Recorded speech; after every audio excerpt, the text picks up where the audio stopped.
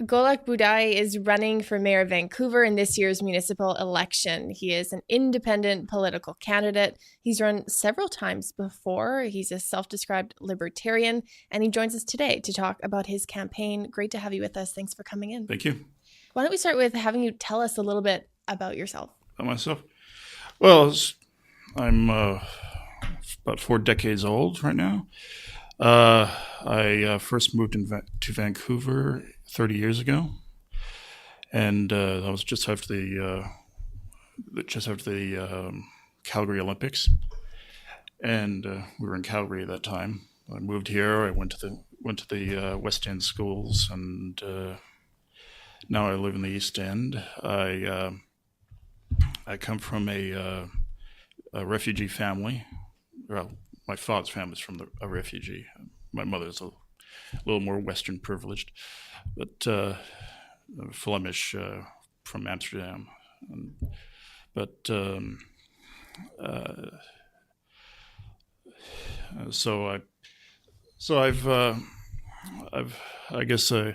guess my anti-communism comes from my father's side, and my sometimes tendency to be concerned with the poor probably comes from my mother's side. Yeah, and why are you running for mayor of Vancouver? Why am I running for mayor of Vancouver? Well, because nobody else really tends to stand up for the things I believe in quite right. I mean, usually it's maybe like 10% here, 10% there, and so on, right? You know, I could probably assemble a bunch of councillors to make that up in a vote, but even there, it's a little hard to, without wards and stuff, it's very hard to really focus on exactly who you want for councillor, because there's a lot of options, and when you're not a slate voter, it's So what is it that you believe in? Like, what do you want to put forward to at the city hall level? Well, I'd like to promote the concept of government affordability that seems to get ignored a lot in this housing debate. It's very nice and good to want people housed, but you can't exactly have the government throwing rubber checks at it later, can you? I mean, I've been going through employment lists in the city and stuff like that. We got the really bizarre things like youth leaders and stuff like that. I mean, there better be really good explanation for this, or they got to get rid of it. I mean, why would you pay $30 an hour to someone under a title even as vague as that, let alone? So your number one priority is spending at City Hall. You feel as if spending is too much. Yeah, because I think if we were going to talk about, I mean, people are paying for everything. I mean, they're paying for the government as well. It's housing and everything else. And if we're going to say, if we're going to tell a developer or someone else that their rents are too high, maybe we should explain why our costs are so high. I mean, there should be severe accountability on the spending level. And they're collecting a lot of taxes from a lot of people, and it's just not fair to them. Unless, you know, we should really be itemizing everything and telling everyone exactly what's going to here, what's going there. Are you looking for more transparency, or are you just looking to cut? What is your plan of action? Well, the plan is transparency and cutting. We have to find exactly where the waste is. Like I explained, there are some places where you just can't explain away why they have certain employees doing certain things. I'm not even sure why there's a contract specialist. There are about 10 contract specialists. And contracts aren't, if you use plain language, contracts aren't exactly that complicated. You got to set up you've got a simple agreement, and certain parties have to do this, certain parties have to do that. And after that, it's just a court issue. So you advocate for making some cuts. What would you do with then the money that otherwise would have gone to these positions or to these different programs? Well, some things might. I mean, I think we should probably, the best policing out there is probably the animal control people, and they probably get paid about $10 less than they probably should per hour. But largely, probably go to tax cuts. because I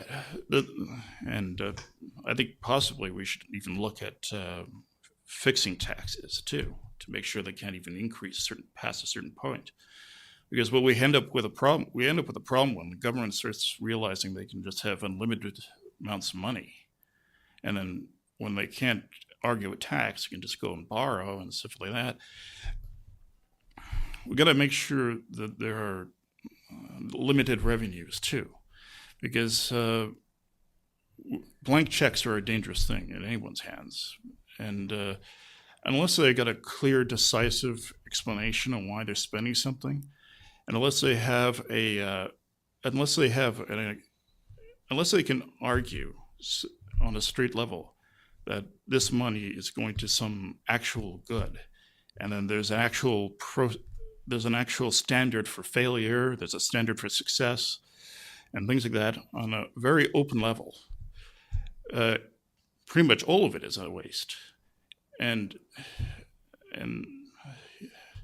a lot of the waste even goes to things like bicycles. Like, you see, they're putting small businesses out of the way because they want to put out these share bikes everywhere, and there are businesses that are buying, selling, and renting bikes all over the place, and especially where the market was needed. And it's basically a government price fixing fiasco spent with taxpayer dollars. So let's say you're in City Hall. How would you want to foster economic development here? Obviously, you'd be looking at cuts. Be more money in, I guess, people's wallets. Is that kind of the idea behind, I guess, economic activity? Well, not just that. I mean, you need to deregulate things. I mean, I don't think the government should be in the business of telling a business when their business hours should be. If a bar wants to go all 24 hours, why not? I mean, and they know their business, they're in their business because they know it, and if they don't, it should fail, like any business should. I mean, I don't believe in too big to fail, too small to fail. What about maybe the social consequences of having bars open? Because there's a lot of restrictions here, and a lot of them have to do with the province, and they'll argue that it could be, say, fostering addiction problems throughout the city. Well, addiction is largely a character issue, and it's also it's also very much a genetic issue. I wouldn't say it's a character issue. I mean, it would be that's more of a matter of what do they call it? Anecdotal evidence. I don't think so. I think it's quite empirical. I don't think so. Well, I don't know if addiction is a reflection of someone's character. I think that's actually quite offensive to people. Well, it might be offensive. A lot of things are offensive to people. I mean, tax cuts are offensive to people too. I mean, you mentioned tax cuts, and people will start saying you want to throw the poor out in the street. So you're not concerned about maybe social consequences of some of these things? No, because if you really do think that you're genetically apt to being addicted to something, you can still not go to a bar. Usually, from what I understand, is that if you do have what they call this addiction, usually it's the first taste that starts the frenzy, right? Well, if somebody's grown up in, say, an abusive household or something like that, exposed to this as a young child, I don't know. I mean, that's kind of a tough proposition for you to say. And yeah, but it's not the business's fault for doing business. It's okay. It goes to a much bigger place. I mean, if you know you have a problem, for instance, there are a lot of places you can walk into a hospital and say, "I need help." I mean, it doesn't. And yet, this it doesn't even require force. Still it doesn't require persists quite extravagantly throughout. Yeah, but it does. Vancouver. It does even with limitations on the businesses too, right? It doesn't change the fact. I mean, people go to liquor stores. They go to bars. But you could argue that it would become an even greater problem. It wouldn't become a very great problem. Really? Okay. Well, that would be the argument that'd be made. So, well, yeah. I mean, accessibility. So what you're saying is deregulate. Yeah. Okay, I got you there. That's how we would foster economic activity here in the city. Is deregulation, tax cuts, make sure people have more expendable income to spend everywhere. You know, if you're spending your fun bucks on everybody, on all these government taxes and funding schemes and so on. It's just not going to foster what you feel is fun. I mean, you're not going to be able to do what you feel is fun. I mean, we'll have parades and stuff like that, and some people start arguing for subsidies to that and stuff like that. The biggest, and that falls into the biggest folly of government, is that what they do is they say, well, we see 4 people in poverty or 4 people not having fun, and they say, we'll just tax 8 people and make sure they can have all that. Then those 8 people are in the same position. They tax 16 more people to put those 8 people out, and everyone eventually is still doing badly. And eventually the government's just throwing rubber checks at everybody. So would you say that in Vancouver we're taxing people into poverty? Is that your argument? Generally speaking, that's usually what government's doing. It's really more spreading out the poverty, unless, of course, you can vote yourself a pay raise. That's a whole different area. I think one of the biggest questions I have for you, you're advocating for less taxes, would give people a greater ability to determine how they want to spend. Yeah. I also advocate cutting the pay of the mayors separately from the council, because I know if I do it and I mix council up in that, I won't actually get the votes to pass the mayor pay cut. But a lot of tax dollars go toward really important basic services, collecting waste, for example, how we handle sewage. It's not just parades. Well, the basic things, yes, services. but the basic things aren't exactly. The basic things can be handled by, a lot of them can be handled by private sectors. A lot of them are, like garbage and stuff like that. And they don't all have to be, they can all be, a lot of them can be contracted out. They don't have to be fully government managed. They don't have to be fully government controlled. I mean, you can send out funds and vouchers and things like that and still have services for people, and at a lot lighter cost, because you're making negotiations, you're arguing for better contracts, you're getting the best bids on the best deals and the best options. I'm not saying the libertarian dream of no government is going to happen tomorrow, and it's going to be impossible. I won't see that. I'll be dead in the earth before that's even on the horizon. But I'm a realist among libertarians. I don't think anarchy is going to be just right in the grip. That's just as bad as the communist mentality that you'll throw money at and suddenly it'll go away. Fair enough. So, Gölök, in the couple of moments we have left, is there anything else you want to share about what you stand for and what you're running for that we haven't already talked about? Well, I'm a free speech advocate. I'm also, which is handy when you're mediating something like council, because council could end up a huge mess. You could have 3 from one party and this party, that party, and they go have their own dogmatic rules about things. And if any of them have someone within their party, or even someone who's favorable to a wing or another wing with regard to speech, you could probably end up with a real mess. So if you have a libertarian in charge of mediating that, and they're pretty much dogmatically for free speech, they're going to let this guy talk, this guy talk, this guy talk, that guy talk in council, and everyone will have their say. I'm of course a property rights activist. I think property should be the right of the individual, not a collective group. So that probably puts me at odds with businesses like development companies and stuff. But development companies can always rent the plot of land from the person that they build on. They don't have, and that could be a good money property for the person who owns it. It doesn't necessarily require a huge conglomeration to own all the land. So you don't think a business should own property? No, because it's a collective. It's not an individual. The individuals might act as a cog in it, but how would you attack maybe, I think that the housing affordability crisis that I think is going to shape up to be the number one issue that at least people are talking about in the upcoming municipal election? I saw that coming in '96. I saw the condos going up. There is cramped little SROs with private bathrooms, and they were selling them for $125,000 back then. Actually, oddly enough, the cost didn't go up that high from that point.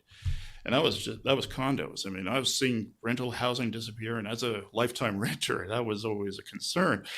And in '96, I was talking about that. I was saying this is a problem. These collective organizations are going around, they're buying up land, and they're building up condos that no one is going to be able to afford in the long run. And what do you know? I'm right. I was right about the Olympics. Okay, so you're right. How would you address that, though? Well, it's a huge damage control problem right now. I mean, I'm not sure one term will even do that. Right? If we get government on the right trail and if we get it, I guess, what is the term? Sustainable, that buzz term. If we make government sustainable or self-sustainable and affordable, and we manage to make it to work properly for the better good, we might actually be able to solve the problem.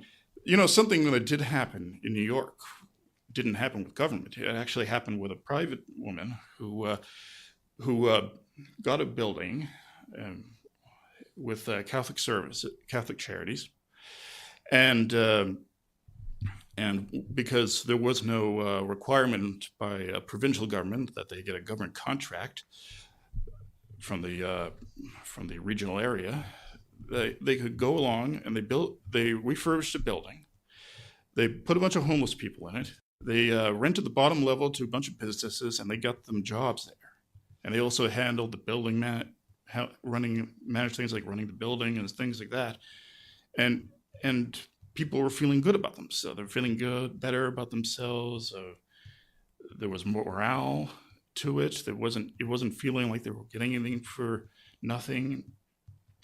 That sort of thing worked, and that didn't take any government at all. It just required the New York City to stay out of the way. Of course, in our case, it's a little more complicated with government contracts from the province and stuff. So we kind of have to. It'll take some fighting to make sure the province stays out of it. But I'm willing to go down and fight for any private action. What would be step number one? Stick a gyroid to it. Step number one for tackling housing affordability issue. Well, step number one is, foremost, we have to make sure that we got to make sure we kind of avoid the blame game a lot of the ways, because this mayor may have not helped, largely because he made a stupid promise a long time ago, but it's been happening for decades. And the fact that it's been ignored has led us to the situation where we've got no money and we've got lots of need. So we will have to work with private sector organizations. We'll have to work with charities that actually do have a personal interest in helping people. Because if one thing is true, government is no charity. It takes a lot and it gives nothing. Well, it gives you enough that you can call it damage control. Not very good at damage control, but it's damage control. That's essentially what a government social program is. It's damage control so people forget that all the other mess ups like arts funding and all that other waste. So if you were mayor, what would you do differently? What would be the first thing you do with regard to housing? Well, it's a very general issue because with government right now, we need to do a full audit. We need to do sunset clauses. We need to close up all the red tape, definitely. And I think it will benefit a lot if we get rid of a lot of the red tape, especially with sunset clauses. Because with a sunset clause, if you start applying a sunset clause to every bylaw and every law and regulation and building code out there, you actually have to reanalyze it every so often in order for it to stay in the rule book. The argument against that might be, okay, well, it creates a level of instability or a lack of predictability. Well, so does the voting system. I mean, every time you vote, you end up voting in maybe a new person, maybe not a new person. Elections in general are an instability thing. So they're also a democratic you don't even know if institution. people are telling the truth. Well, yeah, it is a sort of a democratic institution, but it's on this level, it's more of a Republican system than a democratic system. or I guess a social democratic system would be. But separation of powers and that sort of thing. That's a lot of people forget, by the way, that the mayor is actually a separate power from the council. They're a tie-breaking vote like a vice president in the United States, and they mediate meetings and they run the cops and then they administrate things. But everyone thinks that a mayor, when they're making promises and should wave their magic wand, can just solve the problem, and it's just not the case. The best thing that you can do is mediate as much as best as possible, make sure everyone gets to say, and then start bouncing around ideas and try to figure out the solution.